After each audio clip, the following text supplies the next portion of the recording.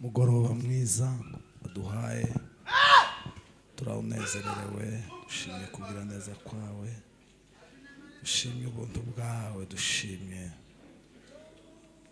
kugendererwa nawe, duciye bugufi munsi y'ibirenge byawe bikomeye.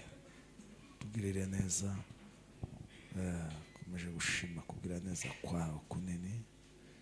Urabizi ko mwami tugutegereje, nta muntu n'umwe waje kubw'impamvu z'undi, twaje kubw'impamvu zawe.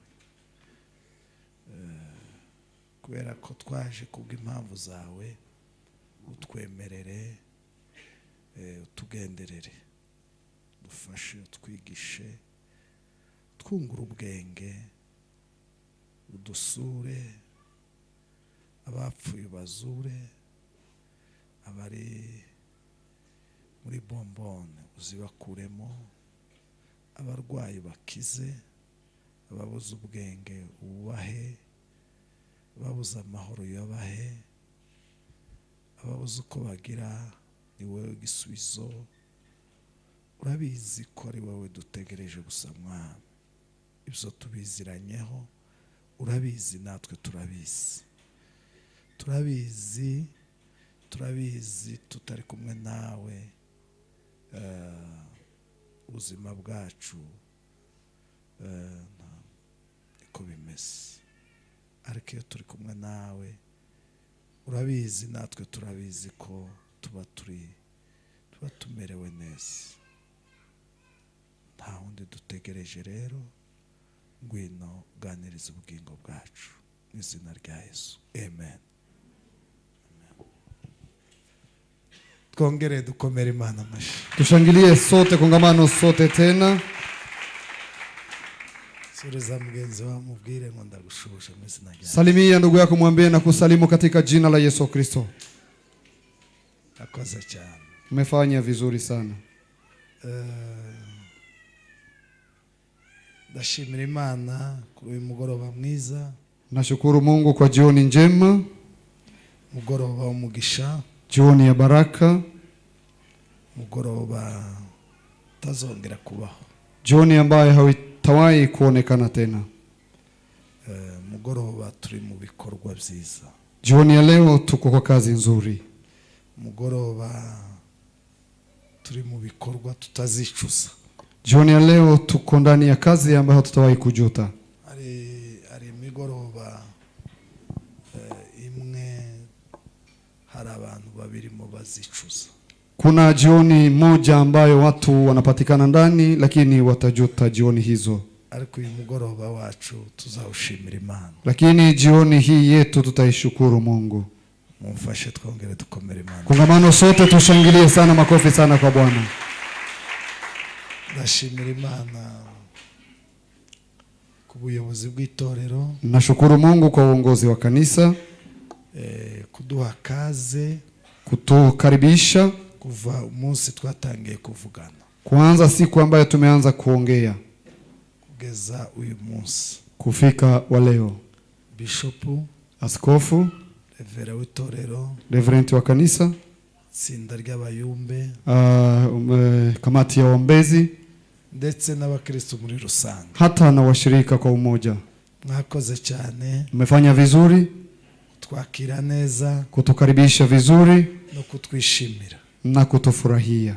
Abantu baje kutwakira ku kibuga cy'indege, watu ambao wamekuja kutupokea kwa uwanja wa ndege, baje ari mu rukerera, wamekuja usiku wa manane, saa 10 z'ijoro. ilikuwa saa 10 ya usiku. Kandi hariho periode ni wanyu murayizi, tena nyakati hizi za huku kwetu tunazifahamu. sibye muri bino bihe by'imbeho, isipokuwa kwa nyakati hizi za baridi, ayo masaha yonyine abagoye, hata saa hizo ni ngumu. Abavandimwe mwakoze cyane, wandogo mmefanya vizuri, mwatwakiriye neza, mmetupokea vizuri. Imana ibahe umugisha. Mungu awabariki. Yesu ashimwe cyane. Asifiwe sana. Ndashimira Imana, iki giterane jewe nakiboneye ku kibuga cy'indege i Kigali. Nitashukuru Mungu kwa sababu mkutano hii mimi nimeionea kwa uwanja wa ndege wa Kigali. impamvu mbivuze gutyo, Sababu ambayo inasababisha niseme hivyo, nashitse bisanzwe kunyura kugira ngo bakwakire, uzugenda ukinjira. nimefika kawaida ili wakupokee, unaenda unaingia. Ushitse kubakwakira kugira ngo bakurebe ko wakatishije. Ukifika kwa hao ambao wanastahili kupokewa na kupokea ili waone kama kabisa uko kwa system, bakurebe muri system kurimo, wakuone kama uko kwa system, ko wishuye ili umelipa, ngo wemerewe kugira ngo baguhe nyine ugendemo, kwamba unaruhusiwa kupanda ndege na kusafiri. Basanga sindimo, Wakakuta mimi siko kwa system, bahitike, nikawapa tiketi yangu. kambwira atahubwi itike wayikuye, Wakamfahamisha sasa tiketi hii umetoa wapi? kutari muri machine. Wewe hupatikani kwa machine. Warishuye? Wewe umelipa? Narishuye. Nimelipa. None kigaragaza ko wishuye niki? Sasa kitacho tuonesha ya kwamba umelipa ni nini? Ndagihari. Hakuna chochote. Kuko ikigipapuro ufite na ngifite. Kwa sababu karatasi hiyo ambayo uko nayo, hari ibindi bigomba kuba biri hani wacu. Kuna vikaratasi vingine navyo vinatakikana viwe hapo hapo kwao, muri machine, katika machine yao. None ico duhaye, sasa yenye umetukabidhi, tukareba ibyo twaguhaye ko wishe, kuko igipapuro tugiye umuntu wishuye. Tunapeana vikaratasi hivyo kwa mtu ambaye amelipa. Ariko wenda hari umwene wanyu wakiguhaye tu. Inawezekana kuna ndugu yako ambaye amekukabidhi. Ndawe ngigire gute? Kirigese. Sasa nikawafahamisha nifanye nini karatasi hiyo, nikule ama nifanye nini? Kigire gute? Nifanye nayo nini? None ahubwo nyine tubwire ingene wakibonye. Sasa wewe tufahamishe jinsi umepata karatasi hii. Ibu kumva bafite rezo. Wao unasikia kwamba wana uhaki. Naje mfite yini. Hata na mimi niko na haki. Kuko no bokima ngo nkigire gute? Sasa wanaweza wakanikabidhi karatasi hicho nikifanye nini? Ni faranga se bampaye. Ni pesa ambazo wamenipea. Twese dufite rezo. Sote tuna uhaki. Nawe atari konfitaho nakatiye ba mubabazi. Lakini nina mahali ambapo nimelipa, mnaweza mkawaulize. Abagent. Hao ambao ni agent. Ubwo rero ubwo mbamvuye ku murongo, genda utegereze hariya tubanza dukurikirana ibyawe, tumenye ko wishuye, kuko kutubwira ngo wishuye tutagufite muri machine. Kwa hivyo nikatoka kwa mstari ama kwa laini nikaenda kando. Sasa na wakamfahamisha, wao natuambia umelipa na atuone ya kwamba uko kwa system. None ndege ni igende nyine se. Sasa ndege ikienda iende. Kutishuye. Sasa wanamwambia haiwezi kuacha kwenda na wewe hujalipa. Nahise mbona kwigiterane gifite imbaraga. Sasa nikaona mkutano ina nguvu. Tuvugana n'umuntu wakase nishuye amafaranga. Tukaongea na huyu ambaye nimelipa pesa. Ndambwira ni gute byagenze gute, wambaye igipapuro kigaragaza ko nishuye utashize muri systeme. Nikamwambia wewe umenipea kikaratasi ambayo inaonekana ya kwamba nimelipa na mimi sionekane kwa system. Wanyishuye n'igipapuro nakiguhaye, noneho wowe weje muri machine ya urebe. Akaniambia kwamba umenilipa, hata na wewe ingia kwa mashini yako uone. Ngo arebe asanga sindimo. Wakati ametizama akaona mimi sipo hapo. None mwa nishuye cyangwa sinishuye ko ntarimo. Sasa akauliza mimi nimelipa ama sijalipa, mbona sipatikani? Nawe namenye uko byagenze. Hata naye hakufahamu mipango jinsi imefanyika. None iyo ni imvugo yi. Sasa hiyo ni lugha gani? Namenye uko byagenze naguhaye amafaranga. Wewe hujue jinsi gani imeendeka na nimekupea pesa?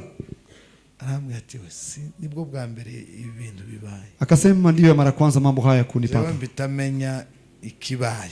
Mimi nikafahamu jambo ambalo linapita hapo. Ndashimira Imana cyane. Nashukuru Mungu sana kwa yashoboye kubikurikirana neza, kwa sababu amefuatilia vizuri. Kavugana n'abayobozi b'indege, akaongea na viongozi wa ndege, barongera babikora neza, baraza kubikurikirana nyuma, ariko nyine wakarekebisha mambo haya na wataendelea kurekebisha baadaye. Mufashe dukomere Imana.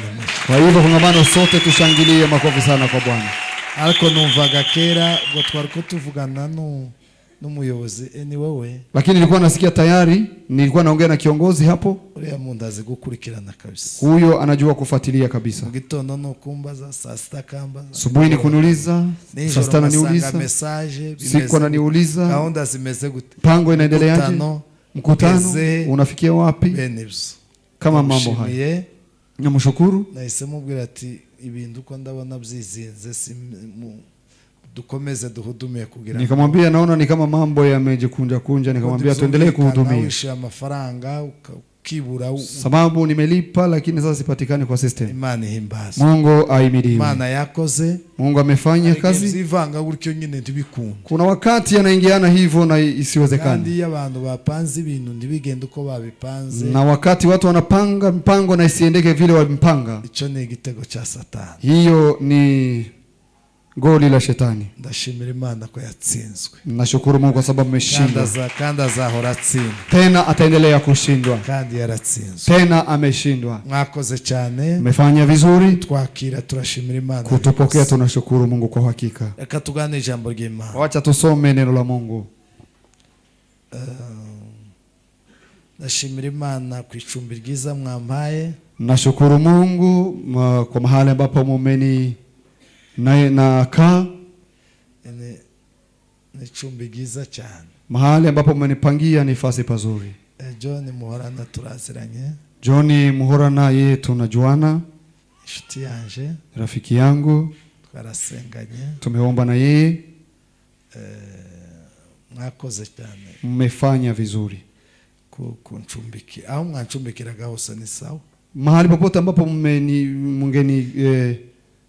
mngenipangia ingekuwa sawa. Ariko birumvikana ko nyine umuntu musanzwe muziranye bigira karusho. Lakini inaeleweka kama mtu mnakaa mkijuana, hiyo mnafanya zaidi. Mwakoze cyane. Lakini mmefanya vizuri. Kadusome ijambo mwateguye. Some neno ambalo wameandaa. Agira dusomera. Evangelist atusaidie, some. Dusome rwandiko rwa kabiri Paulo yandikiye Timoteyo, ibice ni 2 umurongo wa 3. Bibiliya iravuze iti, uje ufatanya nanje kwihanganira imibabaro nkuko bikwiriye umusirikare mwiza wa Kristo Yesu. Nta waba umusirikare kandi ngo yishire mu by'ubu bugingo ngo abakinejeje uwamwandikiye ubusirikare. Amen. Amen. Reka twongere dusome. Tusome tena. Reka nsome nacho. Hata muri Mika ibice 6 umurongo wa 7. Mika sura 6 mstari wa 7. 8 sorry. Mstari wa 8. 8 muri Luka. Muri Mika sura 6 mstari wa 8. Aravuga ngo yewe mwana w'umuntu we yakweretse ikizi cyari cyo cy'Uwiteka gushakaho niki, no gukora ibyo gukiranuka, no gukunda kubabarira, no kugendana n'Imana yawe icisha bugufi. Amen. Amen. Yesu ashimwe cyane. Bwana Yesu asifiwe. Nejejwe no kubaganiriza. Nafurahi nishimiye kubona Daudi. Nimefurahia kuona Daudi. Daudi yabaye umucuranzi wa makanisa yose. Daudi amekuwa mpiga kinanda wa makanisa yote. Abari iwacu. Anakuwa huko kwetu. Ndagira ngo avuye Burundi. Nafikiri kwamba anatoka Burundi. Uyu munsi ari hano. Siku ya leo ako hapa. Ndagira ngo tuzotahana. Nafikiri ya kwamba tutaenda na yeye. Wacu ariko no umucuranzi wacu cyane. Lakini ni mpiga kinanda wetu sana. Turamukeneye. Tunamhitaji. Ubwo namwe mukeneye. Hata kama na nyinyi mnamhitaji. Mundu kora kuri sente kanisa ryose gahaguruka ni sawa cyane. Mtu ambaye anagusa kwa keyboard kanisa lote linainuka, hiyo ni karama. Ndabaganiriza ijambo. Tutaongea neno. Mwahisemo ijambo numva riri mu mutima wanje. Nimeamua neno ambalo linakaa katika moyo wangu. Kandi ntitwigeze turivuga no gusa barisomye numva barisubiyemo, ariko ndigeze ambwira ati teme niyi. Tena hatuja wali kuongea kwa neno hilo ama nifahamishe timu ya mkutano ni hii. Ariko ndashimira Imana cyane kuko nubundi nibyo numvaga nshaka kubaganira. Lakini nashukuru Mungu kwa sababu hata na mimi nilikuwa najihisi kuwaongelesha mambo hayo. Yesu ashimwe cyane. Bwana Yesu asifiwe. Umunsi umwe Pastor Ndamayiza aratubwiye ngo waraduha imvange. Siku moja Ndamaizi ametuambia kwamba atatupa mchanganyiko, kandi yamavuga ngo n'ubundi ngo natwe turavanze. tena akatufahamisha hata na sisi tumechanganya. Ngurebye neza ngo hari umuntu utavanze. Hata ukitizama vizuri kuna huyu ambaye hajachanganywa na mambo na mwingine. Nawe yawe mvange. Hata nawe umechanganywa na mambo na wengine. Nuko turaganira. Ni hivyo tukaongea. Bizaza bigenda bizamwo, ariko iri jambo numvaga ari byo, nubwo bitavugitse gutyo, ariko n'amagambo avukana. Takuwa inaenda kirudi ndani, lakini hata kama iongelewi vizuri, lakini ni mambo ambayo yanafanana. Ndavuga hari ubutunzi Imana yaduhaye. Tasema utajiri ambao Mungu ametukabidhi. Imana yaduhaye ubutunzi. Mungu ametukabidhi utajiri. Ubutunzi bwa mbere, utajiri wa kwanza buyoboye ubundi, ambao unaongoza wengine, utajiri n'ubwenge, ni akili. Ubwenge, akili bivuge mu buryo bitabyumvikana ko chani yaseme kwa mambo ambayo yatafanya tuyaelewe vizuri. Gutekereza, kufikiria, imitekerereze, fikra, gutekereza, kufikiria. Ijambo ry'Imana iravuga, neno la Mungu linasema nguko umuntu atekereza, kama vile mwanadamu anafikiria ni kwari, ni hivyo alivyo. Amen. Amen. Iryo jambo nshaka kubaganiriza. Ni hilo neno ambalo nataka tuchangie. Ndagenda ndashaka kubanza kubabwira imbaraga zo gutekereza. Nataka kwanza niwafahamishe nguvu za kufikiria. Gutekereza, kufikiria, ingene bigira imbaraga, jinsi inakaa na nguvu.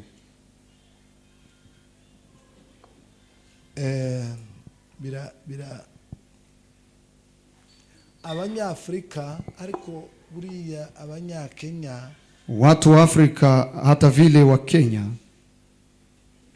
Abanyakenya ndibabamo cyane. Watu wa Kenya hawakai ndani sana, kubera abantu babakolonisha, kwa sababu ya watu ambao wamefanya watumwa. Ndavuga Abanyakenya, abanyagihugu. Nasema wenyeji wa nchi hii. Murabizi abana banyu ku ishuri, mnafahamu watoto wenu huko shule. Munyakenya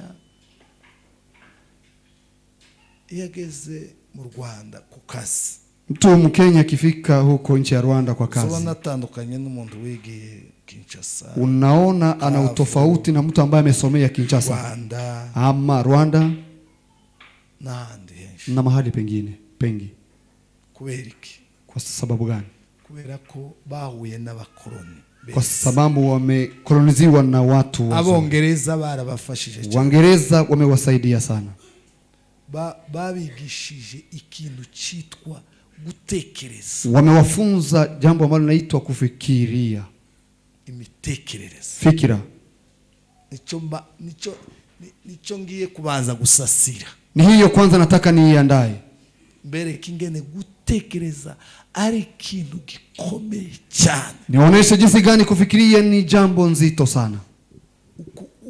Ukuntu umuntu atekereza, jinsi mtu anafikiria, nibwo bwenge, ni hiyo akili. Amen. Amen. Nibwo bwenge, ni hiyo akili. Inka, ngombe, ihene, mbuzi, ingurube, nguruwe n'ibindi na mambo mengine, nabyo bigira ubwenge, hata nayo yana akili. Ariko kandi ubibonere neza ko bigira ubwenge, na mahali ambapo inakuonesha kwamba kabisa wana akili.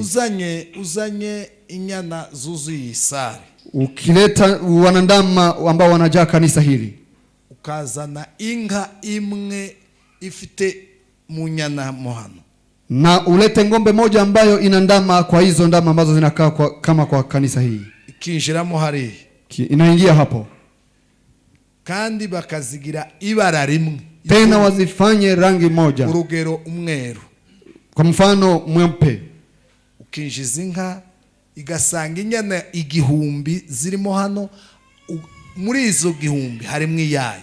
unaingiza ngombe inakuta ndama hizo ngiri moja, kwa hizo ngiri moja unakuta hiyo yake. Jewe wabaye mu nka ndabizi. Mimi ambaye nimeishi kwa ngombe nafahamu hayo. Nabandi bagabo benshi hano. Na wengine wazee wengi hapa.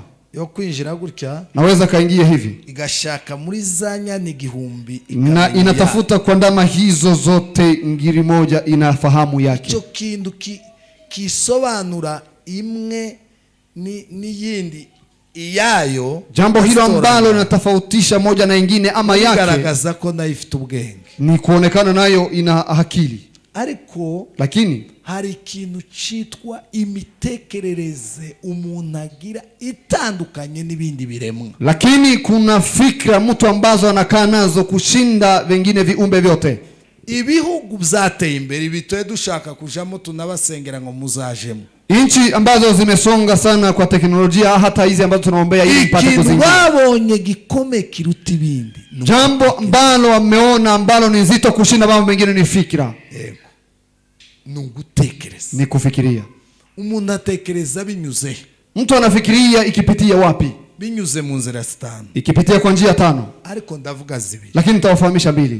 Inzira ya mbere ikomeye. Njia ya kwanza ambayo ni nzito ni ijisho. Ni macho. Inzira ya kabiri ikomeye. Njia ya pili ambayo ni nzito ni ugutwi. Ni sikio.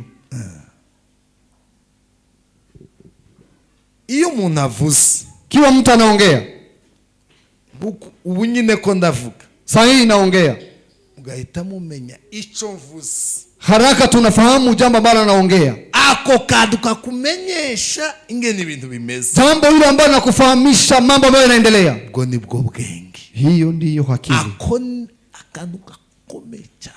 Hiyo jambo ni jambo nzito sana. Vuze ngo muzamura amaboko. Nikisema nyosha mikono, umuntu utazamuye amaboko muri mwe, ambaye hajapandisha mikono katikati yenu, afite bigira nkana ni nabi.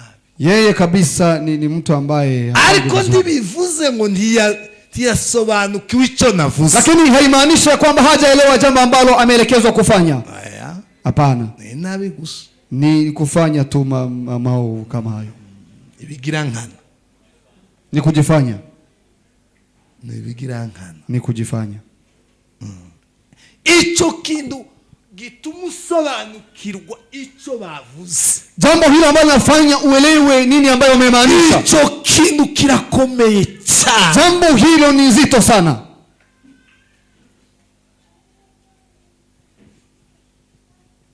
Ico kindu kirakomeye. Jambo hilo ni nzito sana.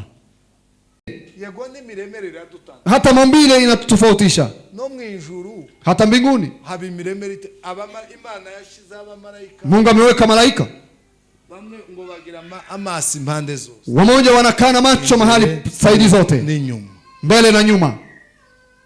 Imiremere y'ibintu kumana bishatse ni kwa bishatse. Maumbile vile Mungu amependa ni hivyo amependa. Kuba dutandukanye n'inka ikikomeye cyane si miremere. Ikiwa tunatofauti na ngombe, kizito sana si maumbile. Aya. Hapana. Ni imitekerereze. Ni fikra. Turareba, tunatizama, tukumva na tunasikiliza, tugasobanukirwa uko bimeze. Banaye tunaelewa nini ambayo inaendelea. Kariya kantu ako. Jambo hilo. Ako kantu. Jambo hilo. Niko abazungu bamenye. Ndilo weupe wamefahamu. Nico gishoro gikomeye cyane. Ndiyo ambayo inakuwezesha sana kufanya. Ni ubuzima bw'umuntu aba. Hiyo ndiyo maisha ya mtu ambaye anakaa. Yego. Hivyo. Umwana. Mtoto. W'umunyamerika. Mtoto ambaye ni wa Marekani. N'umwana muri Kongo mu Rusenda. Ni mtoto huko Kongo Rusenda. Oya ndavuga muri Amerika no muri Kongo mu Rusenda, ahitwa mu Rusenda. Nasema Amerika na Kongo huko ambako kunaitwa Rusenda huko. Texas. No mu Rusenda. Na Rusenda. Bafite abarimu babiri. Wana walimu wawili. Haba ishuri. Kuna shule. Texas. cyangwa New York ama New York cyangwa ama na hariya hose na hapo pengine pote, no mu Rusenda na huko Rusenda, no mu Cyakira na huko Chakira, no ku Kabara, na kukabara, aho hose mvuze yaba amashuri, mahali popote ambapo nasema kuna shule, ariko umwarimu lakini mwalimu wigisha ambaye anafunza, utuma ambaye anasababisha kumva, kusikiliza. nababwiye ngo ni ibintu bibiri. Nimefahamisha ni mambo mawili. Iyo umuntu avuze, Ikiwa mtu anaongea, unasikia, bikaja mu bwonko, inaingia kwa ubongo, ubwonko bugatekereza, ubongo unafikiria, icyo umuntu akuye hano ambaye mtu anatoa hapa agashira hano na kuweka hapa, ubwonko bugatekereza, ubongo unafikiria, ibivuya ambaye imetoka hapa, yashiza, ambaye ameweka hapa. umwe Mmoja bamushizemo ibi, mmoja wamemweka mambo haya, undi mwingine bamushizemo ibi. wakamweka mambo haya. Ico wumva Jambo ambalo utasikia nico utekereza, ni hilo ambalo utafikiria. ico ureba Mambo ambayo unatizama nico utekereza. ndio utafikiria. Umuntu uri ku ruhande rwe, Mtu ambaye ako kando yako, wakubwiye ibituma ivyo utekereza, ambaye amekufahamisha kufanya Uwo kufikiria, muntu. mtu huyo, ako kana Imana yahaye umuntu, jambo hilo ambalo mtu amekabidhi atuma mwanadamu, umuntu atekereza ambaye iki, anasababisha mtu afikirie kitu, kariya kana jambo hilo uogope jambo hilo, uogope, ambaye inasababisha ufikirie mambo haya haya. igipanga Fikiria dume ya mbuzi, kubera kwa sababu ico umuntu amubwiye, jambo ambalo mtu anafahamisha mwingine birinjira muri kariya kantu kitwa ubwonko, inaingia kwa kitu hiyo ambayo inaitwa ubongo, hanyuma urabitekereza, baadaye utaifikiria. muri vya bitekerezo Katika fikira hizo nivyo uri bukore, uri bukuremo ivyo ukora, ndiyo utaondoa mambo ambayo utafanya. muri vya bitekerezo Katika fikira hizo urahitamwo ivyo uri bukore, ndiyo utaamua ambayo utafanya. hanyuma ukabona umuntu arakora ibintu, Baadaye unaona mtu anafanya mambo. nico mbaza gushaka kubabwira. Ni hiyo ambayo nataka niwafahamishe.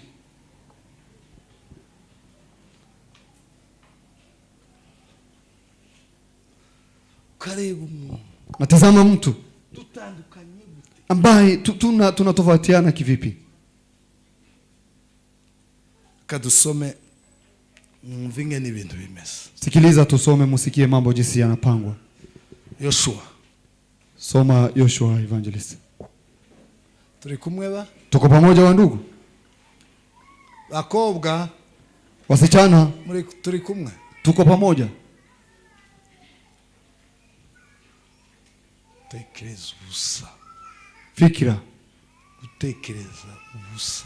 kufikiria mambo Yoshua ambayo igice hayo. cya mbere, Yoshua sura ni ya kwanza. usomere Tusomee Evangelist hapa. uboneka Ndugu Ruboneka cyangwa ama Sokrate ambaye yuko tayari. uri hafi.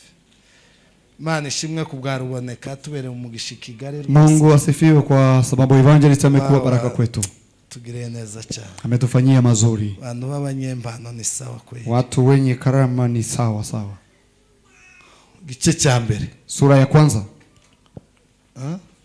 gice cya mbere umurongo nga uwa mbere ari amagambo nshaka kugenda usoma Sura ya kwanza mstari wa kwanza kuna maneno ambayo nataka uende ukisoma. ubwo umugaragu w'Uwiteka yari amaze gupfa, ija ku murongo wa kabiri. Teremuka kwa mstari wa pili.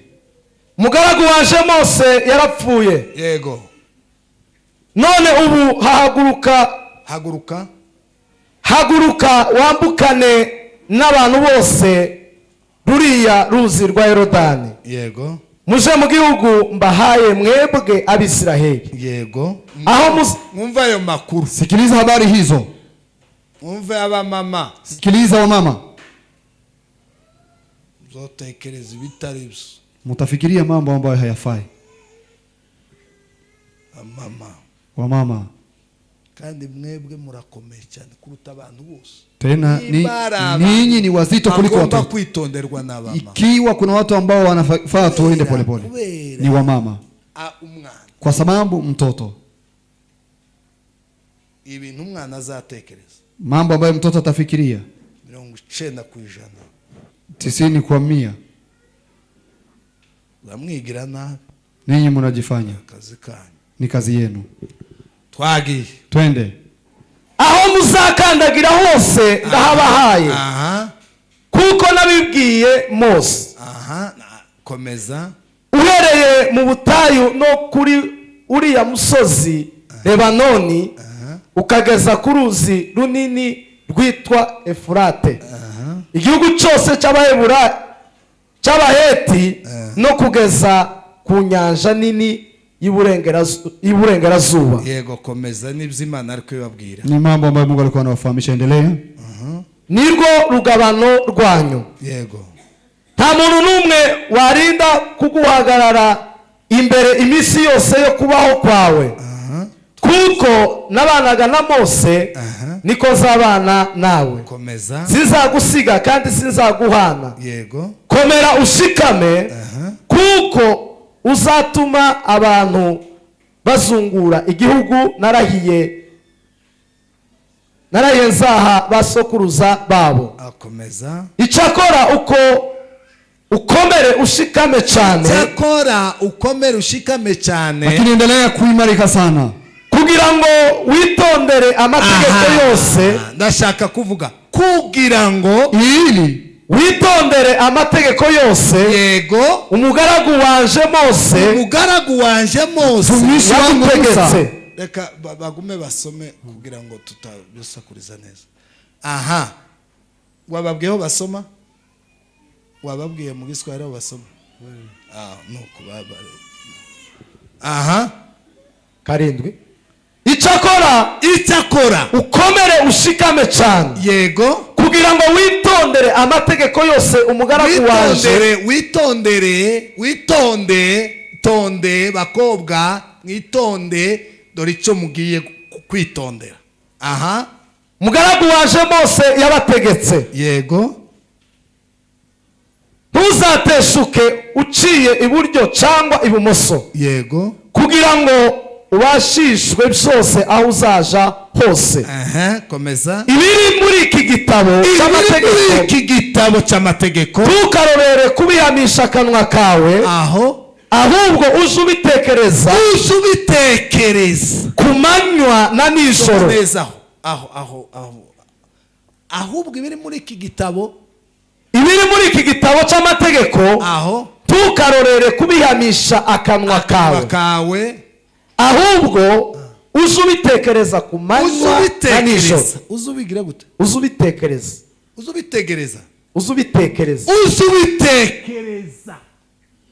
ku manywa na nijoro. Kugira ngo ubone uko ukurikiza ibyanditswe byose. Icyara. Keti. Yesu ashimwe cyane. Bwana Yesu asifiwe sana. Uzugira gute? Ufanye nini? Uzubitekereza. Uratekereza. Umuntu azatekereza binyuze mu nzira zitanu, sanse zitanu. Mtu anafikiria akipitia kwa njia tano. Cyane. Sana. Au mundaba. Mahali mtu anaishi ni zibiri. Ni katika njia mbili. Icyo warebye, jambo ambalo umetizama, nicho wumvise. Na jambo ambalo umesikiliza. Nicho kiza kigaruka. Hiyo ndio inarudi. Uzubitekereza. Wewe unayafikiria. Ninde watumye umuntu mwiriranwe? Nani ambaye amesababisha mtu ambaye umeshinda naye? Biriya bintu bakubwiye. Mambo haya ambayo umefahamishwa. Bakabikubwiye. Wakakufahamisha. Ni hayo ambayo utafikiria. Yego. Hivyo. Hari umuntu wakubwiye. Kuna mtu ambaye amekuongelea. Icyo yakubwiye. Jambo ambalo amekuambia. Uragitekereza. Ni hilo utafikiria. Mu gutwi. Katika sikio lako. Ako kantu gatumutekereza. Jambo hilo ambalo linasababisha ufikirie. Nako kurinda. Ni jambo la kulinda. Nutarinda nta muntu wese ukwiye kukuja mu matwe. Hakuna mtu yote ambaye anatakikana ingie kwa masikio yake. Akupee mambo ambaye anataka. Akushira puberi mu bite. Akakuweka dustbin kwa fikira zako. Usohora puberi. Wewe utaondoa dustbin uchafu ndani ya kinywa chako. Mtu anakuja na kufahamisha. Anakugambie. Anakutetea watu. Anakuvuzena. Anakusema vibaya. Anasenya anafanya watu ibintu bitageze hano materaniro byose nivyo wafashe. Mambo ambayo hayakufika hapa ndio umeshikilia. muzamubwira ngo turi mu isi ibintu byose turi mu ijuru. Mnafikiria huku ulimwengu, mnafikiria tuko mbinguni. Indege nkeya zose nizo bafashe baraguha. Udhaifu wote wamechukua wakakukabidhi. Tonde. Kwenda pole pole. Hariya Hapo hapo. Ni mushisho kiazafa gusigwa gusibintu. Ni kwa jicho haupokelewe mambo yote ambayo unaona. Hapana hapana. Ni kutu umuntu. Ni kivipi mtu? Urabe ko ari haningana yakome. Angalia hapo gizi ni pagumu. Uyu mwana uyu. Mtoto huyu anakula sweet. Huyu mama. Mtoto wako mzuri. Mrembo. Hivyo mchukua mu kigo chigisha abantu ndege kuguruka. Unamuweka mahali ambapo wanafunza watu kuendesha ndege. Ethiopia. Kuendesha ndege Ethiopia. Unafahamu kutengeneza ndege hizi ni ngumu. Jinsi gani ya kuunda simu hizi ni vigumu. Ili umketishe mbele ya mwalimu. Ikintu gikomeye. Jambo nzito. Nibiriya bitekerezo. Ni fikira hizo. Umubwira. Hizo ambazo unamfahamisha. Na afahamu jambo maana maana. Kila kintu. Jambo hilo. Kari utekereze icyo yavuze. Jambo hilo ambalo utafikiria jambo ambalo amesema. Jambo hilo. Nibwo butunzi bukomeye kuruta ibindi. Hiyo ndiyo utajiri ambao watu wote ambao wako wachawi. Uzawicarana n'umurozi. Unaketi pamoja na mchawi. Akakwiga. Anajifunza maisha yako. Akakwiga. Anaanza kujifunza maisha yako. Ibyagenda kubwira usanganwe intege nke. Wewe unakaa na udhaifu. Igihe bakubwiye ingene baza bakora mafungo. Wakati wamekufahamisha jinsi gani wanafanya mafungo. Ni hiyo mtungi ambayo imetobolewa huko. Inaingia inatoka. Bazakubwira ingene bazasomisha. Wakati wamekufahamisha wakati wanasoma neno. Inatoka. Ingene bazakubwira ingene baza urukundo kukunda mugenzi. Fahamisha jinsi gani ya kupenda ndugu yako. Ibyo bindi gihe cyose babivuze. Mambo hayo yote wakati wanaongelea. Haya magambo bishop yatubwira. Kama maneno haya ambayo askofu ametufahamisha. Bikinjira bigaso. Inaingia inatoka. Urasinziriye. Wewe unasinzia? Kurakina n'umwana. Wewe unacheza na mtoto? Uri muyindi se. Wewe uko kwa wengine ulimwengu? Unatekereza ingene utarishura inzu. Unafikiria jinsi gani hujalipa rent ya wenyewe? Cyangwa abana ndi baraje kwishura. Ama watoto hawajaenda shule? Cyangwa nta myenda ufite? Ama hauna mavazi? Uri mwihariro. Wewe una katika hali moja hivi. Hali ya hali. Hapo. Igihe bavuze ya magambo. Wakati wanaongelea maneno haya. Magambo ari muri iki kitabu. Maneno ambayo yanakaa kwa kitabu hiki. Ona jinsi yamepangwa. Aya magambo. Maneno haya. Niyo bazabafata. Ndio wanachukua. Bagaheza mu mitekerereze. Wanayakabidhi katika fikira. None iyo bashize ya magambo mu mitekerereze. Na wakati wakiweka maneno haya kwa fikira. Iki kindi Imana yabwiye Yesu. Ni hii ambayo Mungu ameambia Joshua. Nagari pube. Akamwambia kwamba wewe si dustbin. Ni jambo ambalo mtu atafanya juu yake. Ingambara zose azarwana nazo. Vita zote ambazo atapigana nazo. Azozinesha. Yeye atakuwa mshindi. Cyose ijambo ryatubwiye ngo kuba umusirikare mwiza. Wakati wote neno limetuambia kuwa umusirikare mwiza. Wewe utakuwa mwanajeshi mzuri. Ariko igihe cyose. Lakini wakati wote. Ugutwi kwa. Sikio lako. Ijisho ryawe. Jicho lako. Iba mu bintu z'ibinyantege. Kiwa vinakaa kwa mambo ya udhaifu. Ibintu bitari byo. Mambo ambayo hayaeleweki. Mambo ya kufikiria. Baadaye ndio utafanya. Kandi wewe. Tena wewe. Ni ulivyo wakoze. Wewe ni hivyo. Wewe nyao. Wewe una maisha yako yanamaanisha ni kazi zako ambazo ni kazi zako. Uzokora iki? Wewe utafanya nini? Uzokora ibyo watekereje. Utafanya mambo ambayo umefikiria. Watekereje byavuye. Na mambo ambayo umefikiria ametoka wapi? Yametoka kwa masikio ambayo umefahamisha. Ama mambo ambayo umefikiria. Iki gitabo rero. Kitabu hiki sasa. Imana yakiduhaye. Mungu ametukabidhi. Iduha magambo. Baadaye katupea maneno. Atuma ambayo yanasababisha tuguye gutindamo cyane. Ili tukawie ndani. Ili tufikirie. Dufata magambo ari ngombwa. Tuchukue maneno ambayo yana maana. Tushire muri bitekerezo. Tuweke kwa fikira zetu. Hanyuma bitekerezo zacu bitekereze. Fikira zetu zifikirie mambo ambayo ni mapenzi ya Mungu. Bitekereze ibi bintu. Nyuma ya kufikiria mambo haya. Tubikore. Tuyafanye. Nyuma ya gukora. Nyuma ya kufanya. Tuba abasirikare beza. Sisi tuwe wanajeshi wema. Igihe cyose intambara turwana nazo. Wote vita ambazo tunapigana nazo. Tuzazitsinda. Tutakuwa washindi. Haleluya. Haleluya. Lakini wakati wote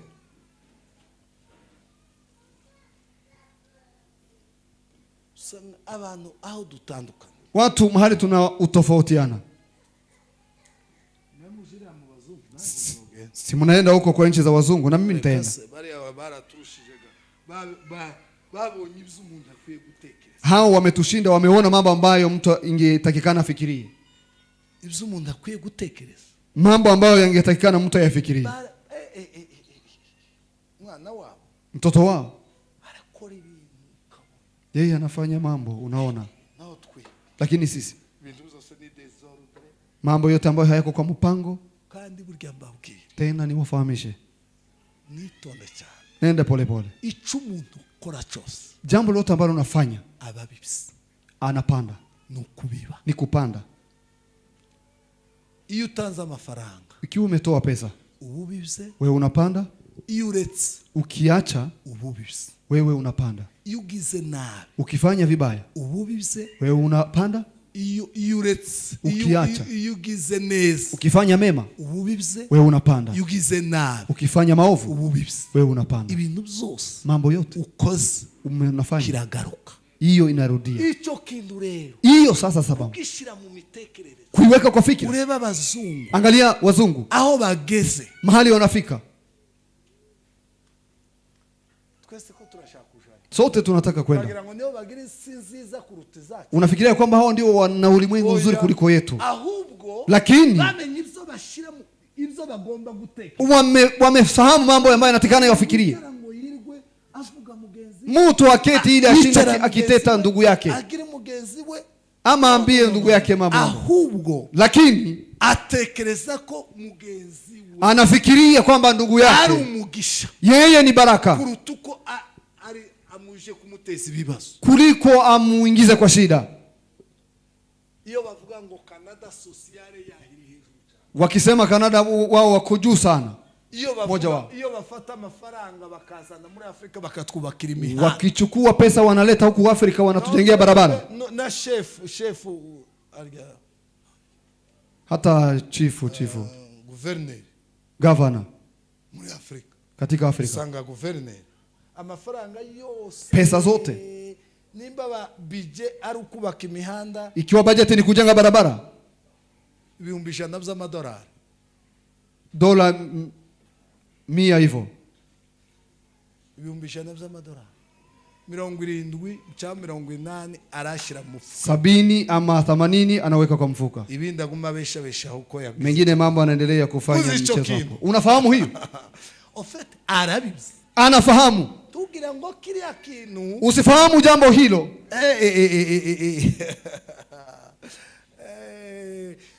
Ntabwo ikintu kigenda gutyo, mambo hayaende hivyo. Hapana. Urafasha amafaranga yo gukora imihanda, wewe unachukua pesa za kujenga barabara, uri modoka igitanga, unanunua gari ambayo ni urafasha amafaranga yo gufasha abaturage, wewe unachukua pesa ya kusaidia kubaka printing zo ukodesha, unaenda unajenga nyumba. Jambo hilo ambalo umefanya kizagaruka, hiyo kandi wikigaruka tena ikirudi kizaza umuriro, itakuwa ni moto ugutwika ambayo itakuchoma na n'urubyaro rwawe, hata itachoma hata watoto wako. Hivyo ndio system inakaa. Iki gitabo rero, kitabu hiki sasa kiza kukubwira, kinakuja kukufahamisha, kiza kugusobanura, kinakuja kukufafanulia yawe na yawe, pesa zako ni zako. Ikiwa wewe ni kiongozi, bagushiza kugira ngo ufashe abaturage, wanakuweka ili usaidie taifa. Nukoreke ukifanya hivi hazava mwiki, utatoka hili, kuko ikintu cyose, kwa sababu jambo lolote inakaa ndani nyingine. Ikintu cyose muzamubona, jambo lolote ambalo mnaona tikiba cyonyine hakikae chenyewe, inakaa nyingine ndani.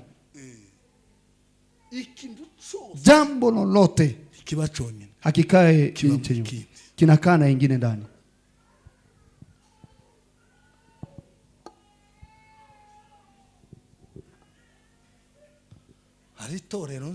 Kuna kanisa ambalo nafahamu. Sasa imitekerereze ya tinge nitandukanye. Fikiria sasa fikira zetu ambazo jinsi ziko tofauti sasa. Bishop, askofu, cyo gihugu hano inchi hiyo hapa Rwanda no Burundi na Kongo, katikati ya Rwanda, Burundi, Kongo na Uganda, mbashiraho, acha niwaachie hapo impamvu z'umutekano, kwa sababu ya usalama wangu. so bihugu ndabisa, inchi hizo nazifahamu. bakoze fundraising yo kubaka urusengero. wamefanya utoaji wa kujenga kanisa. Iryo kanisa Kanisa hilo ririmo abaministre, linakaa minister ndani, ririmo abagenerale, linakaa majenero ndani, ririmo abayobozi bakome, linakaa viongozi wazito, ririmo abanyemari, linakaa wenye mali, ririmo abakuru b'abapolisi, linakaa viongozi wa polisi, ririmo abakiri, linakaa watu wa utajiri. baje gutanga amafaranga bijeye yo kugura ikibanza. Budget ya kununua uwanja, ugasanga unakuta abakristo bakusanya buryo, Wakristo wametoa, bakusanya bao wametoa, bagatanga miliyoni 5, toa milioni 5. bijeye kibanza Budget ya kiwanja miliyoni 75 na kuwa milioni 75. kandi ico kibanza Na tena kiwanja hiyo abayisilamu bari bakirekeresha bashaka, na Waislamu walikuwa wanataka nao kuinunua. ibo bakavuga tuzotanga miliyoni 100. Wao walikuwa wanasema watatoa milioni 100. Hanyuma Baadaye kubera iki kwa nini? feti ngene twigishijwe Jinsi tumefunzwa kakanu jambo hilo kijiyemwo viru ambayo imeingia ndani virus. amafaranga utanze hano Unaona pesa hizi ambazo umetoa hapa ai hii, kubera ko hariya mu mitekerereze, kwa sababu huko kwa fikira tufite amakuru, hauna habari. bashyizemwo amakuru y'ubushishi, Wameweka habari za kutoa pesa. umenye neza ico Hufahamu vizuri nini namaanisha. unamaanisha nini ngaha, Tumenya hicho ico viswani. ushize hano. Hutafahamu nini namaanisha ambayo imeweka hapa. Nimba hari ikintu satani yadukoreye, Kiwa kuna jambo ambalo shetani ametufanyia. turi abasirikare, Sisi ni wanajeshi basi. nungusura kwese mwikose bakaja kudukubita, Lazima sote turudie kwa mafunzo huko.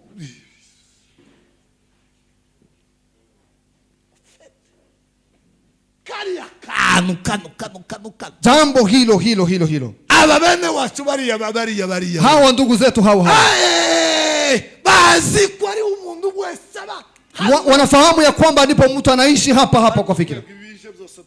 Lakini sisi yote mambo yote yanakuja tunaweka ndani. kandi by'intege nkeya Tena mambo ya udhaifu nibyo biza bifata cyane, ndiyo yanazidi kukaa ndani mwetu. Kubishyiramo imbaraga kugira ngo Kwa sababu hutaweka nguvu ili zikae ndani na mwako. ibindi bintu byose bikomeye, Lakini mambo yote mazito ambayo ubishyiramo imbaraga cyane, unaweka nguvu sana, ukabishyiramo umwanya cyane, unaweka wakati wako, ukabishyiramo amafaranga cyane, unaweka pesa zako. rero kubera ko hakomeye, Baadaye kwa sababu ni kandi pazito, gikomeye kiza gipfa kugenda gusa mu baturage gusa, na hakuna jambo lote nzito ambalo litaenda kwa taifa ile ama kwa wananchi hivi.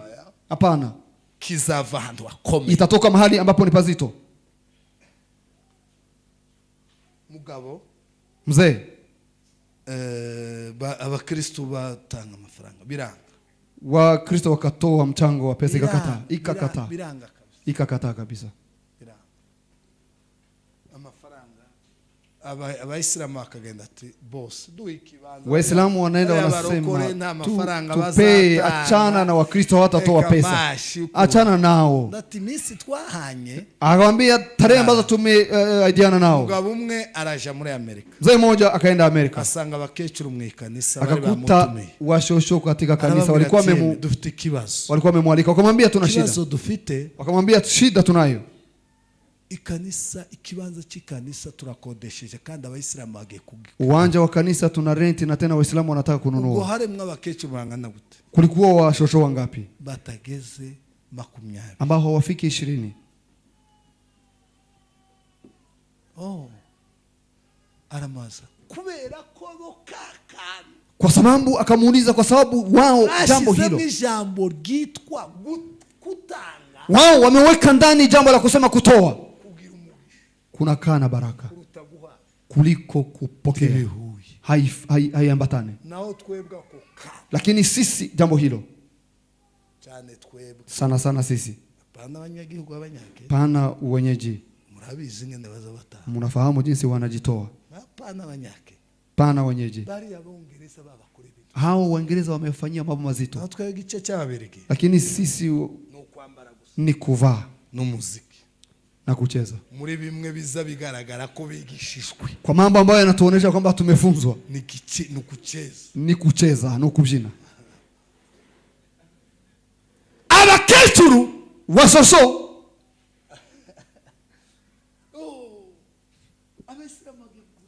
Kasema Waislamu wanataka kununua uwanja.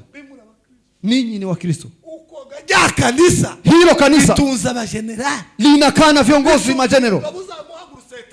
Linakaa na wazee ambao wanaweza kusimamisha ghorofa mbili. Mimi nalifahamu vizuri. Lakini kwa sababu ya jambo hilo, kwa sababu ya mambo ambayo yanakaa kwa fikira zao, fikira zao zinakula fungo la 10. Fikira zao zinakula fungo la 10. Fikira ambazo hazifahamu kuomba. Fikira ambazo zinatazama ndugu yako unakuwa na ukamureba yazaru ari umushitsi cyane abantu batuye Uvira. Fikira zako ambazo zinatazama mgeni akija ni mgeni. Sana sana watu ambao wameishi Uvira. Ataraba mu kizungu cha. Zamani huko bado kuishi kwa kizungu. Nasema wageni wanafika hapa. Hapo mambo ambayo yanaendelea hapo. Kuna kaa uchafu. Hakuna jambo ambalo linakaa ndani. Watu wanaweza kuishi na ngombe 200. Hakuna ngombe ya Mungu ambaye inakaa ndani. Sasa utanifahamisha nini ambaye inakaa huko? Tunajuana sote. Ngombe 500.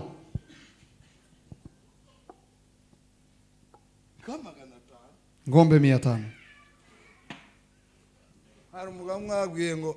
Kanisa ryatwawe. Kuna mzee mmoja amemwambia kwamba kanisa mabati imeondolewa na imerushwa na pepo. Sasa leta tu kanisa tubona Yesu arakugiriye neza. Tena tunaona Yesu amekufanyia mema. Unafahamu wa ndugu zetu. Akacheka. Wanasema ni amecheka ni kama anamaanisha anapinga. Asimana ndaze ngonda irushinga. Nasema Mungu namzidisha ngombe. Nuko nyine agazavuga. Ni hivyo alikuwa anasema.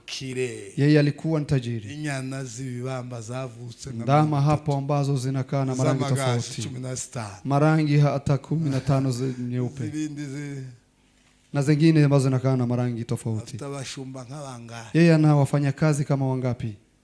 Za mahenge kisapu gutya. Anaweka kofia yake na akaryama kugatorero. Na analala mahali hapo. Kanisa ryatwawe. Kanisa mabati imerushwa na upepo. Jambo hilo halikai ndani. Ibitekerezo bizabitekereza. Fikira zinafikiria nini? Uwabonye wingimu. Ambaye ameona huyo wa ngombe moja. Naona ni nyagupfa. Ni kama mtu ambaye ni mwenda zake. Ni agirijisho ukorereba. Yeye ana macho ambaye kariya kan. Jambo hilo icyagombaga gushiramo ambayo angeweka ndani gituma umuntu atekereza undi ndamurebere ku ishati ya ambayo inasababisha mtu asimwangalie kwa kiatu katika ngo nureba mu ndayigumba. Mwibaja mimba akasema ni yeye ndiye anatazama kwa tumbo ya tasa. Nireba mu ndayigumba. Mungu huyo ndiye anatazama kwa tumbo ya tasa. Urafata umuntu ukamugwanya nibihe. Wewe unachukua mtu unamlinganisha na nyakati. Ninyi watu nyakati urafata umuntu ukamurebera muri ibi bihe. Wewe unachukua mtu ukamufatiranya n'ibihari unamchukulia kwa nyakati ambazo anakaa ndani. Nenda polepole nenda polepole utatekereza bene uko una sababu ambayo inasababisha mtu afikirie hivyo. Ili jambo neno hili jambo ry'Imana ryabwiye Yoshua. Neno la Mungu limeambia Yoshua ibiri muri iki gitabo ambaye anakaa kwa kitabu hiki ibihe ni nini nimubwira ngo ambaye kama fahamisha mtu lazima amheshimu wenzake kutanga muzima kutoka katika nyumba uko bizagenda. Ona jinsi inapangwa kusenga kuomba uko bizagenda. Ona jinsi inapangwa kuririmbira Imana kuimbia Mungu uko bizagenda. Ona jinsi inapangwa kubaka kanisa kujenga kanisa uko bizagenda. Ona jinsi inapangwa kuyiherera uko bizagenda. Ona jinsi inapangwa. Iryo jambo neno hilo ndilo liwe linarudia kwa fikira zako. Hapana kuangalia kwa sababu ya nyakati.